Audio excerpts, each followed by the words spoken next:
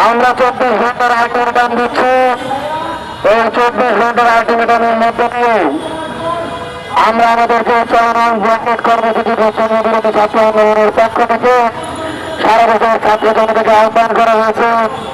সেটিকে 24 ঘন্টার জন্য আমরা তুলে নিচ্ছি এবং 24 ঘন্টার আলটিমেটামের মধ্যে দিয়ে আমরা বলতে চাই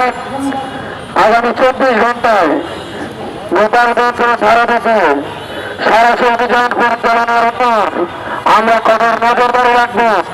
যদি বাহিনী ব্যর্থ হয় তাহলে জেলার ছাত্র জনতা 1 বছর পর আবারও জেলায় মাঝে মাঝে গত জেলায় যেভাবে সৌরতারি পুলিশ সৌরতারি শেখ হাসিনার নির্দেশে যে মিলিটারি পুলিশের পরিচালিত হয়েছে সৌরতারি শেখ হাসিনার নির্দেশে আওয়ামী লীগ জীবনের ছাত্রলীগ সত্যকারক লীগ পরিচালিত হয়েছে